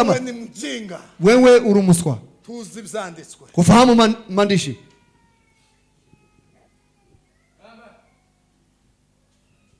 tutazi ibyanditswe mtu ambaye hafahamu maandishi, uzogwa mu mwobo. wewe utanguka kwa shimo. Tuvuga ngo dutangire Imana ugasanga Tunasema tutolee Mungu, unakuta hajya bazaita 50 50. 50. Nasema 50. Abagabo bose 50, abagore 50. Wazee wote 50, wa Kandi mama nabo wote. bake. Na tena wao ni wachache. Muzambire biwatu. Mimi natizama kwetu. Abantu 500 turicaye mu gatatu. Watu 500 tunakaa. Basha gutanga amafaranga bagatanga ibihumbi 50. Wakienda kutoa wanatoa 50,000. Kariya kantu ko gutekereza. Jambo hilo la kufikiria. Uzikibamo. Unajua nini nakanda? Ubushishi. Ni kutokutoa pesa. Ngo kudatanga. Tena anafahamu kutokutoa pesa. Ngo ni ofete. Niko kwigirira neza. Nasema ndiyo kujifanyia mema. Kudasohora kwawe. Kutotoa pesa So kwigirira neza. si kujifanyia mema. Hapana. Tusibyanditswe. Wewe hufahamu maandishi. Tuzo umusirikare mwiza. Wewe hutakuwa mwanajeshi mzuri. Ibintu byose ngima muri ADPR niyo bazavuga. Katika ADPR ndio wanasema Imana hivyo. imbabarira kwifuza. Wanasema Mungu anisamee kutamani. Nabonye ngo mugenzi wanje yambaye imyenda myiza ngo. Nimeona ndugu yangu akijivika mavazi Wabiranchumuza. mazuri nikafanya. Ndiyohora Imana imbabarira kwifuza. Mtu anisamee Imana imbabarira kutamani. kudatanga icyacu. Mtu anisamee kutotoa fungu la 10. Kutagira gute. Mungu anisamee Imana hivi. imbabarira- Mungu anisamee sasa. Seba. Imana imbabarira. Mungu anisamee. Imana kuhabari. Mungu akusamee, Mungu akusamee. Mwanajeshi ambaye ako hai, ambaye amefunzwa. Mumbabare ko ntagiye kuironda. Munisamee kwa sababu sijaenda kwa ulinzi huko. Fikiria mwanajeshi ambaye wameambia aende kwa ulinzi huko. Nasema munisamee kwa sababu sijaenda kwa ulinzi. Hakuna mwanajeshi ambaye anakaa hivyo. Mungu akusamee fungu la 10. Mungu akusamee kusindikiza wageni. Mungu akusamee kutokomba. Mungu akusamee, Mungu akusamee. Najua shida iko hapa. Neno halijaingia kwa fikra. Kari muri iki gitabo. Amri ambazo zinakaa kwa kitabu hiki. Nariko mbabwira umugawe wacu. Nilikuwa nafahamisha mzee huyo wa kwetu. Ese mzee. Mzee. Kanisa jagurutse. Kanisa mabati yameenda na upepo. Inka. Sasa ngombe. Kandara duhaka amasore ndakagacutse n'abandi batange ihene n'abandi. Tena utatupa kale kadume ambako kadogo kabisa na wengine watatoa mbuzi. Bitwengeche. Guhinyura. Akacheka, cheko hiyo ni kama ya kupinga. Ngobuche. Subuhi moja sasa. Icho umuntu abivye. Jambo ambalo mtu amepanda. Ichazagira ute. Ndilo atavuna. Mai zikaja. Nazo aregeza tanze discipline nziza. Nazo kuna wakati ambazo zimerekebisha watu. Amazija mu kibuga cyo. Zikaingia kwa mahali kwa fahamu yake. Mu kibuga kwa fahamu yake. Zamazirongora ziza mu muhana. Zikaenda kwa mtaa wake. Zamaziza mu kibuga cyo. Zikaja mahali ngombe zake zinakaa. Zamazikingurira imitafu. Zikafungua ndama. Imitafu buriya ni nyana zigenda zirutana. Ndama na hizo ndama kubwa. Ndama ni hizo ndogo kabisa. Zigenda ku mitafu zirakengura. Wakafungulia ndama hizo ndogo zote. Zikingurira n'izindi. Kafungulia na zingine. Amaruru kwagenda yerekeranye. Jinsi nyumba za ndama hizo zinakaa zote. Ziragenda zifata inka zose ziri mu kibuga. Wakaenda wakachukua ngombe zote. Zijano hari inka zo mu kibuga. Iyo umuntu mugabo amaze kugira inka nyinshi. Kiwa mzee akona ngombe nyingi. Ziba mu misozi zitaza zigera mu kibuga. Kuna ngombe ambazo zinakaa huko kwa msituni huko ambazo zikuje nyumbani. Wakaenda huko kwa hizo ambazo zikamuliwa. Wakapeleka. Ziratwara. Wakapeleka. Mugabo ngo azuke mu gitondo. Mzee wakati ameamka na confidence. Na ujasiri wote. Akamwambia utakuwa na ujasiri wako. Tekerereze yawe. Fikira zako. Izotuma inka zawe zinyakwa. Ndizo zitasababisha ngombe zako ziende. Na Mungu azipeane kubanzi bawe. Kwa wadui zako. Ivuge ngo ni jewe ustanze kubanzi bawe. Kumaanisha kwamba ni mimi ambaye nimezitoa. Umuntu abiba. Jambo ambalo mtu anapanda. Subibiki. Unapanda nini? Cyo watekereze. Lile ambalo umefikiria. Uzotekereze iki? Wewe unafikiria nini? Ikivuye. Ambayo inatoka wapi? Ngwashike mu kibuga inkuba. Kata amefika hapo mahali ngombe zinakaa. Imvura itaguye. Radi na mvua haijanyesha. Mugabo arahwera yama. Mzee kabisa akazimia. Gongo hato akasikia na regea. Asuye muhanati tanga. Karudia nyumbani akasema ngombe zote zimeenda. yamaje mu nzara arasegura kabisa, akaregea kabisa. baraje kumusura. Wengine wakaja kumtizama. Mama umugabo umwe aramubwira ko naramukunze. Baadaye mzee mmoja akamfahamisha. Abandi bagabo bazi kuvuga inabi. Kuna wengine wazee ambao wanajua kuongea vibaya. Ukabona ni intumwa z'Imana. Na unaona ni mitume wa Mungu. Wewe yari intumwa ntiyavuze nabi. Huyo yeye alikuwa mtume kwa sababu hajaongea vibaya. Abandi bose pole. Wa wengi wakasema pole. Vumilia mzee, vumilia. Tugire inama turebe uko tufanye shauri. Mugabo bene wagazuhenge kisapu. Mzee huyo ambaye alikuwa anavaa. Abanyamutara bagire ngene umuntu yambara isapu bitewe n'ikibuga cye. Watu wa huko Mutara kuna jinsi wanajivika kofia ngana na ngombe zake. Ibintu byose birahindutse. Mambo yote yakabadilika. Bizabihinduka. Inabadilika. Biragahinduka neza. Acha ibadilike vizuri. Uzima bwawe biragahinduka neza. Katika maisha yako acha ibadilike vizuri. Bigahinduke nabi. Isibadilike vibaya. Warangiza. Baadaye Umugabo umwe aramubwira ngo. Mzee mmoja akamfahamisha. Niko mzee. Mwambia mzee. Ngo uko gabazi kuvuga mzee. Kasema mzee. Ngo Mwenje nabonye igihinga zanyazo. Kasema kwamba mimi nimeona wakati ng'ombe pelekwa. Ni wa munsi. Ni hiyo siku bakubwiye ngo utange. Ambayo wamekufahamisha utoe. Kimasa gitoya. Dume ndogo cyo kubakira Imana. Ya kujenga Mungu, ya kujengea. Ukavuga ngo Imana ntuyirushinga. Ukasema kwamba Mungu hamuzidishe ng'ombe. Jewe niho nabonye umubabaro n'agahinda. Kasema wakati huo ndipo nimehuzunika. Kazagiye ke yajabo ryagusohoka. Wewe unaona wakati huu mimi nimeona kitambo kabisa. Abandi ati nyabo nokagire. Wengine sasa wewe. Oyaye. Hapana. Je uko muvuga ubunyine ngo zagiye. Nyinyi mnasema wakati ndio zimeenda. Unibwa mubonye ko zigiye. Sasa ndio mnaona zinaenda. Yarabibibze. Yeye amepanda hayo. Yarabibibze. Yeye amepanda hayo. Iyo mitekere. Fikira hizo. Kansos. Chani tamatishe. Turachari kumwejo. Tungali pamoja hata kesho. Zani kufika Jumapili. Ndugu zangu. Tuhinduri. Acha tugeuze mambo. Si kibazo cy'ukutazoshi Burayi cyangwa muri. Si shida ya kutoenda Ulaya ama Amerika. Fikira hizo. Uzoba umusirikare mwiza. Wewe utakuwa mwanajeshi mzuri. Imana izo zivuga ngo dore umwana waje. Haye Mungu atakuwa anasema ona mtoto wako. Amwishimira. Ambaye anafurahia. Iyo mitekerereze. Fikira hizo. Geuza. Hindura matu. Geuza. Hindura gusenga. Geuza kuomba. Hindura imikorere. Geuza kazi kufanya kazi. Itara muzanditswe. Kaa katika maandishi. Bakobwa mwebwe. Ninyi wasichana ninyi. Babwiri banga. Ni wafahamishe siri. Babwiri banga. Ni wafahamishe siri. Abakecuru nabamuze. Unaona washosha hawa na wazee hawa kubwa. Tubyo tubashimira byinshi. Kuna mambo ambayo mengi ambayo tunawashukuru. Kandi simbafata muri rusange. Tena sitawachukua kwa umoja wote. Kwa ujengeza. Lakini udhaifu wao. Muri bamwe abavyeyi bacu. Katika wao mmoja wa sasa. Tegengeza. Udhaifu wao. Umuriro uzudutwika abana. Ni moto ambaye inatuchoma sisi watoto. Ambaye inachoma watoto. Akagira ibibazo bakarira. Hata wanasumbua na shida hata wanalia. Wewe unapigana mambo ambayo haufahamu. Mafuta ya Ana. Mafuta y'umuvyeyi witwa Ana. Mafuta ya mzazi ambaye anaitwa Ana. Amezaliwa. Avukira mu mafuta ya nyina. Akazaliwa katika mafuta ya mama yake mzazi. Iberi ryosa. Titi ambaye inatoa asiduke muri nibature. Ameamkia katika mambo ya iberi ryosa. Titi ambaye inanyonyesha. Ifite imigambi ya kunezeza Imana. Ina miradi ya kufurahisha Mungu. Umugongo uheka. Mgongo ambao unabeba. Mgongo. Mumitekerereze y'uwo mugongo. Katika fikira za mgongo huo. Baba kuvuga ngo. Inasema nini? Mana nungirira neza. Mungu kinifanyia mema. Zozana mu nzu yawe. Mimi nitaleta nyumbani kwako. Zokwitura ry'umwana wawe. Nitakupa sadaka ya mtoto wangu. Zomuzana. Nitamleta. Akukorere. Akufanyie kazi. Mitekerereze. Fikira hizo. Ayo mafuta. Mafuta hayo. Samuel amezaliwa. Akazaliwa katika mafuta ya mama yake mzazi. Wandugu zao hawa wa Penina.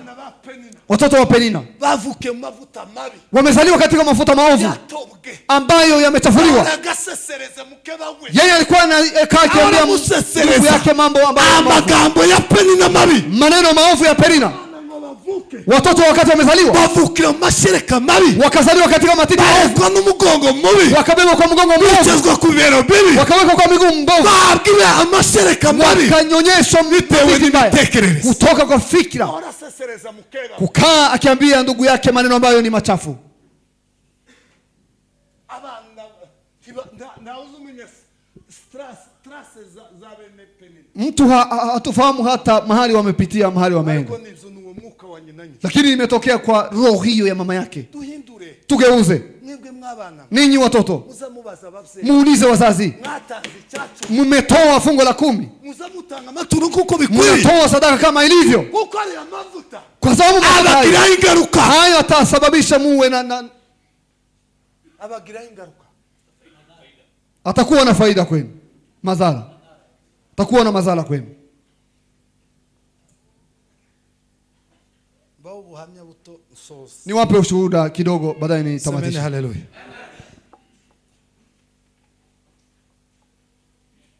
Ibi bintu ni tutabihindura, Mambo haya ikiwa tubadilishe, gitangaza kizotuba, shida itakuwa kwetu. abse Wazazi. tubihindura imikorere, Tugeuze. titwikunda, Sisi hatujipendi, ntabwo turi abasirikare beza, sisi si wanajeshi wazuri. bahora basaba imbabazi, umusirikare azasaba imbabazi. Sasa wanajeshi ambao wanakaa wakiomba msamaha, msamaha, Urumie. mbabazi, mbabarira.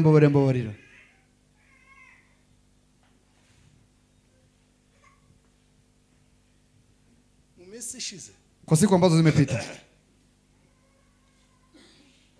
ndavuga umwuni nzo mubabwira ejo, tasema mmoja, mwingine utawafahamisha kesho. babwira ikintu cyo kubiba, Wafahamishe jambo la kupanda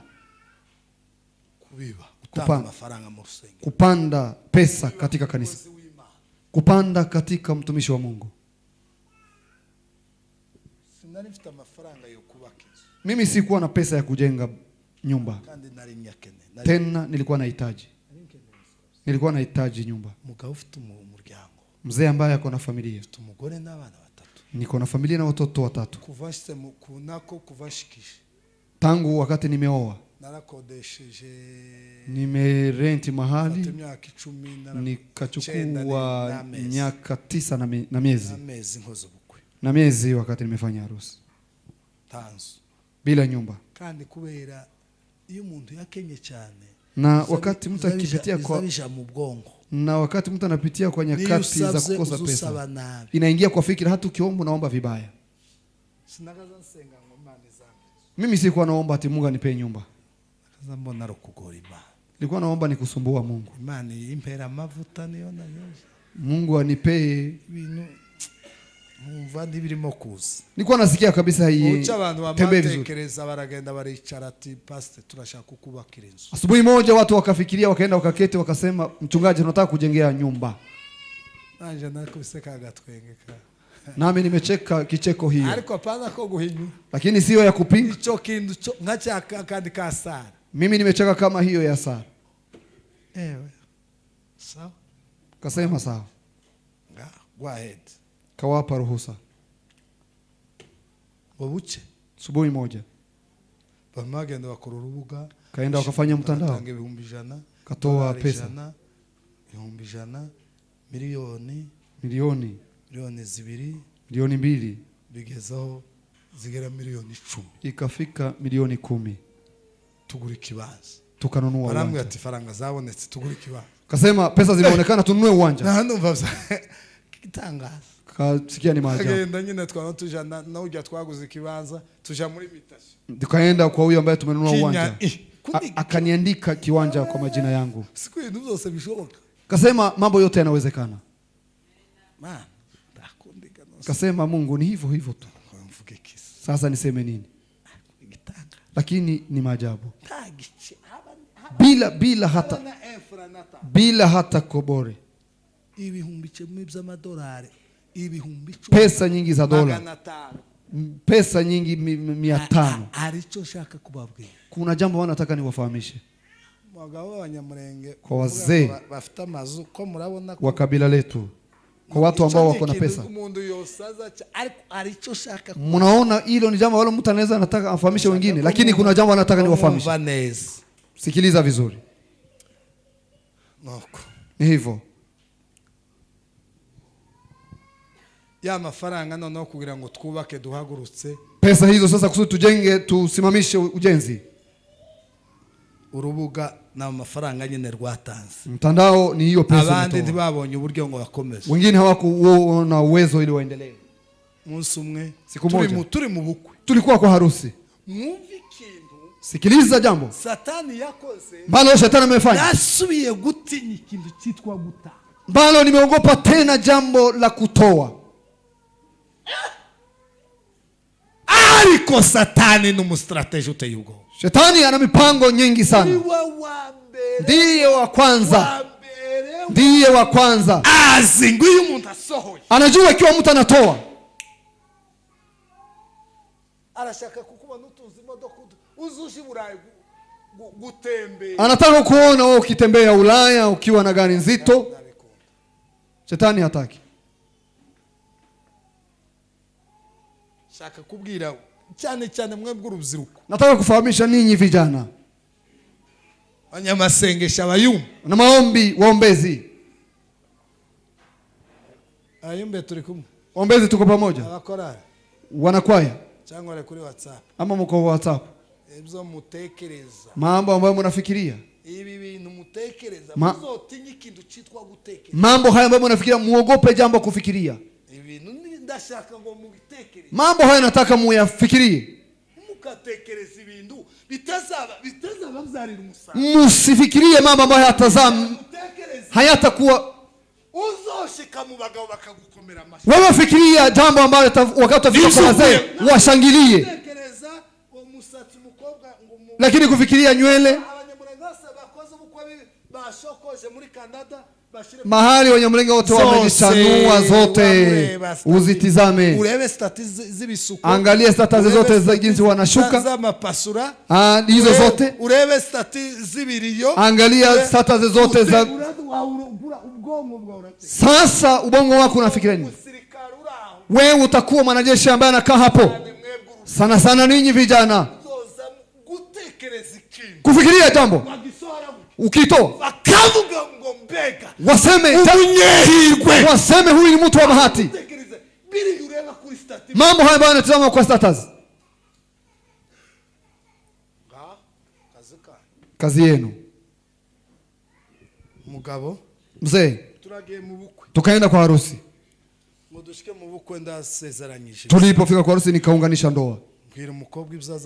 Nikafahamisha msichana mambo atafanya, nikafahamisha kijana mambo ambayo atafanya kwa mke wake, aendelee kumupenda. Nikaunganisha nikamaliza. Mzee mmoja akasema kado, kasema umenibariki tena nafuatilia ibada zenu. Baadaye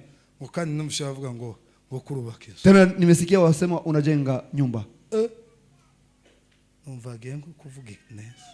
Nikafikiria nataka kuongea vizuri. Mzee. Sasa mzee, komeza ukanza handu heza. Endelea, wewe unafinya mahali pazuri. Ukandagiye neza. Wewe unakanyaga vizuri. Ko numva imvugo yawe ari sawa. Nasikia masemi yako ni nzuri. Sasa none ukanda navyo nzokugabinga. Sema nilikuwa na ahadi ya kwamba nitakupea ngombe. Sasa kitwenge chamakiza kumwenyura kuraza. Nikaanza kucheka. Ngwariko gwinka nubwo no gwinka. Lakini ngombe hata nikupee ngombe ngo na franga 500 ni pesa kidogo, $500. Lakini unajenga nyumba sana. Muziki ngiye gukora. Unafahamu jambo anataka kufanya? Kurumva rubone. Nafikiria ruboneka. Ikintu ngiye gukora.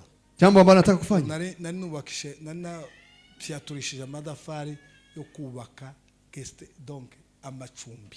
Alikuwa ametengeneza matofali ya kujenga mahali pa kulala, bulaza watu.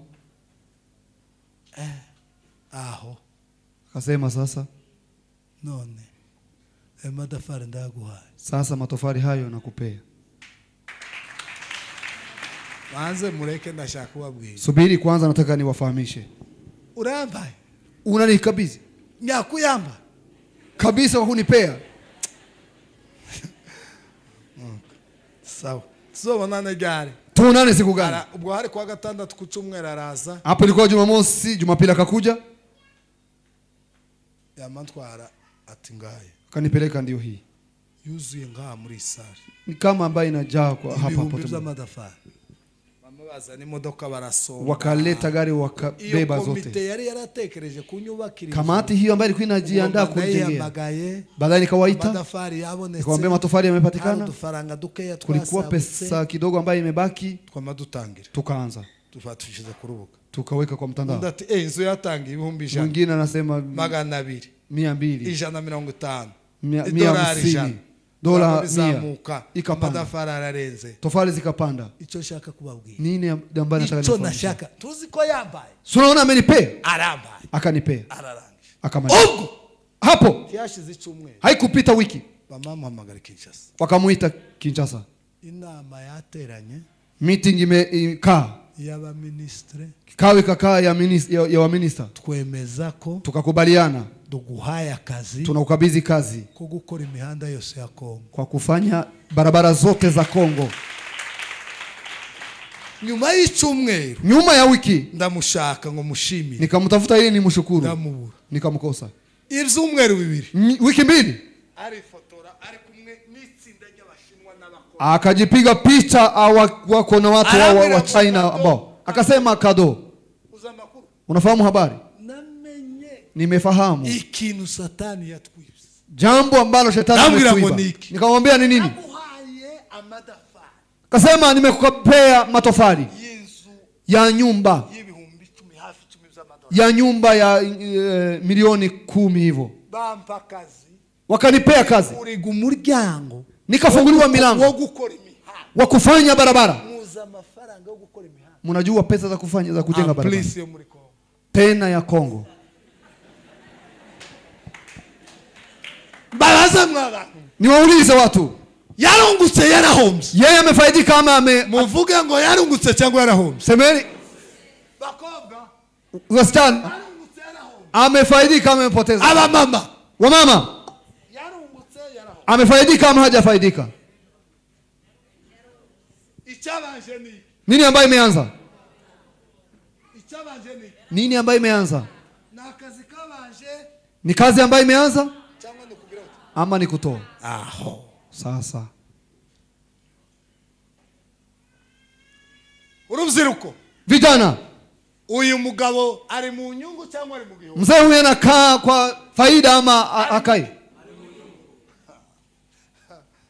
Kanirangiriza Cha nitamatishe, nk'abantu ninyi watu, nituda utekereze gutanga ibihumbi bitageze 10 z'amadolari, fikiria kutokutoa hata milioni 10. sindi soko bakamuhamagara adakoze ikiza, Sikiliza, kupewa kazi hiyo yote anaitwa na pigiwa na ariko kubera ko lakini kwa sababu ijambo ry'Imana, neno la Mungu, ntabwo satani atwemerera ngo tubitekereze, shetani hatukubaliki akiliye ngo dutange, tukiamua kutoa.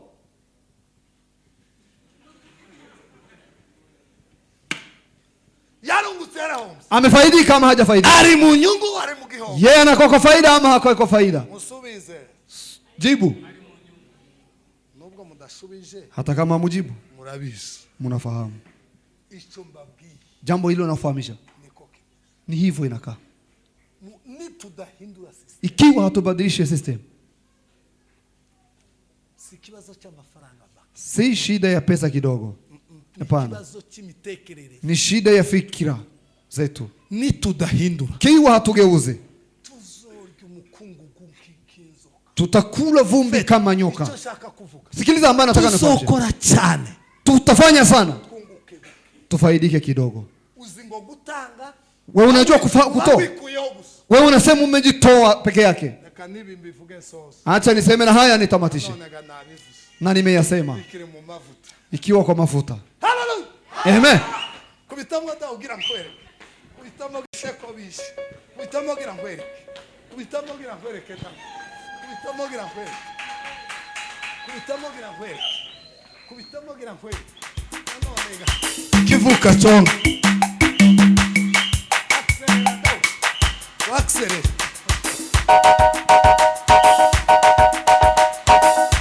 pima,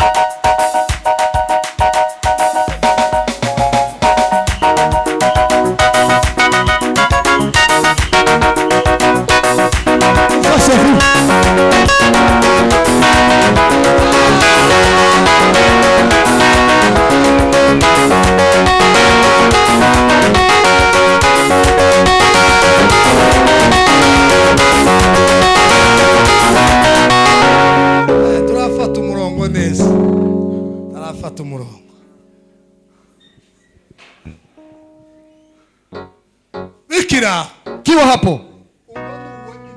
uko mbabwiye simbabwiye ubuhamya bwa Lazaro Sija wafahamisha ushuhuda wa Lazaro bwa Daudi ama Daudi cyangwa Abrahamu watanze ama Ibrahimu ambaye ametoa mtoto. babwiye ibyo nabonye Nimefahamisha mambo ambayo nimeona. umuntu wampaye Mtu ambaye nimpea icyo yahisabo jambo ambalo ameona.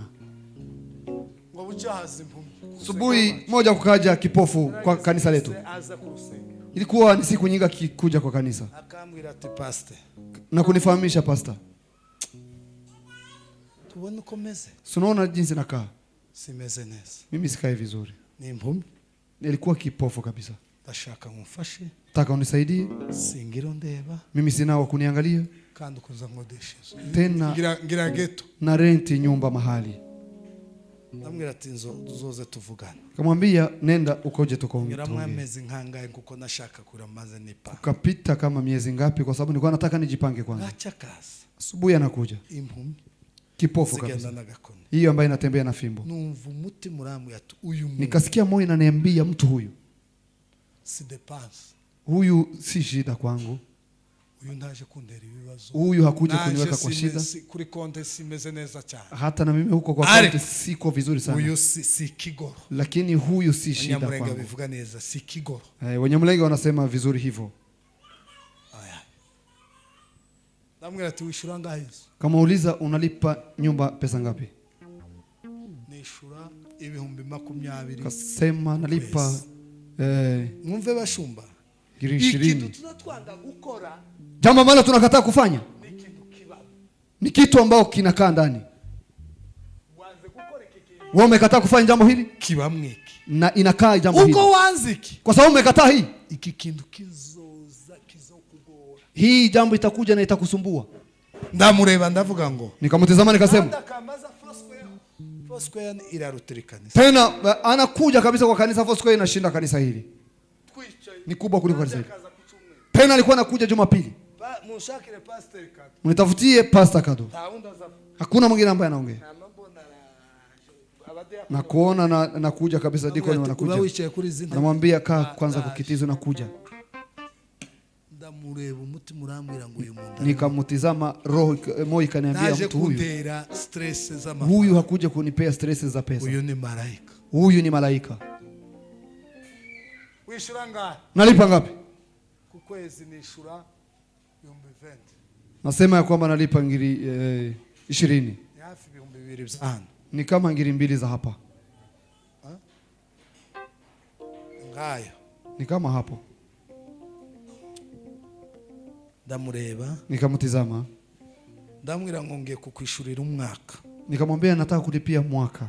nyuma y'umwaka Nyuma ya mwaka uzoza umbaze nzotekereza ibintu wewe ukuje niulize, nitafikiria mambo mengine. ubu nyina Saa hizi naongea. mfite y'amezi 5 Niko na pesa ya miezi 5. ndayaguha Nitakukabidhi. sore ibihumbi 100 Nikatoa ngiri 100.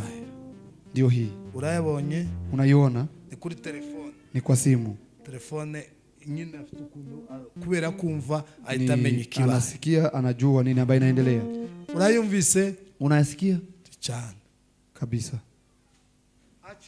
anyuze icyumweru kimwe Kumepita wiki moja. umuntu arampamagara i Burayi Mtu akanipigia Ulaya. pastor Niambia pastor, ndagukunda nakupenda.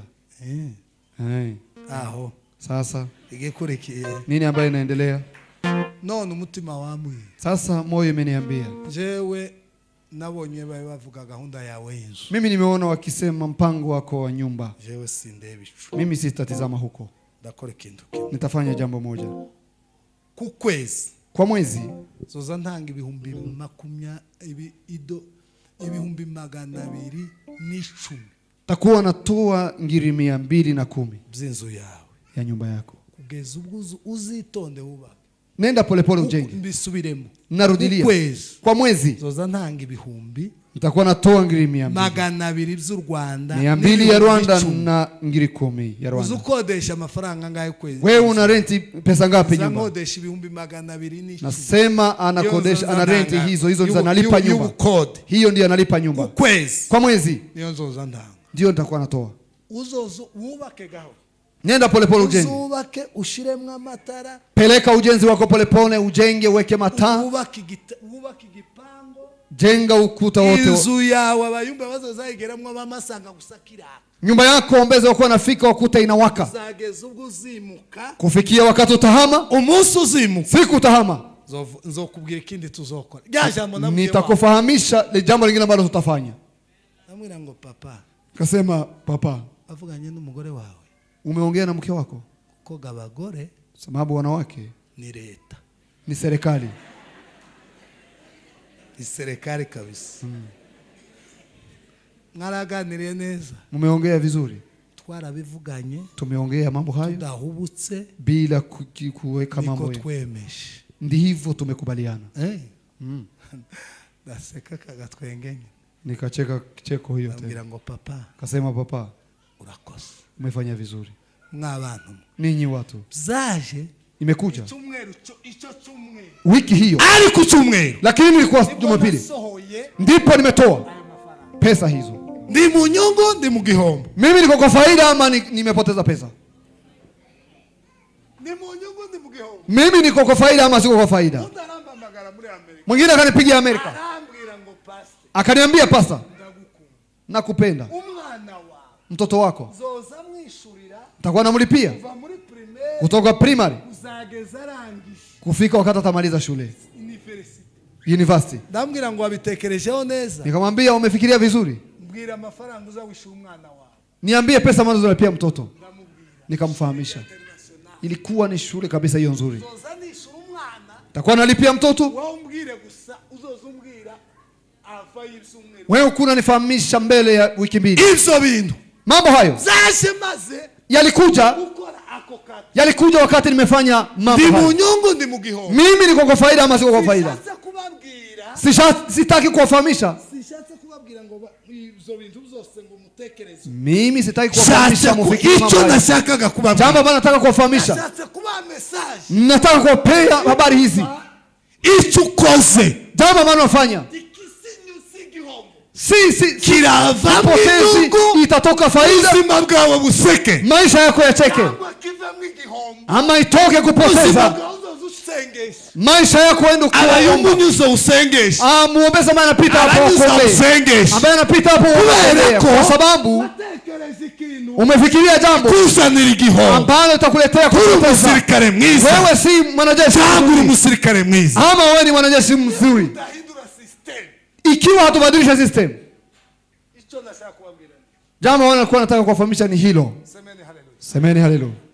bavandimwe, Ndugu zangu, imana idufashe, Mungu atusaidie, duhindure system, tugeuze, tubadilishe mambo. bizadufasha, Itatusaidia, bizaturemera, itatuundia, bizotuma tuba mu byishimo. itafanya tukae kwa furaha. Zamura ikiganza cyawe. Nyosha utukufu mkono wako. Uwiteka Mana nyiribihe, reka revera zadusengere, Reverend apita tuombe dusengere ombi hanyuma hilo. gahunda, mumbabarire natiza, Samahani. ariko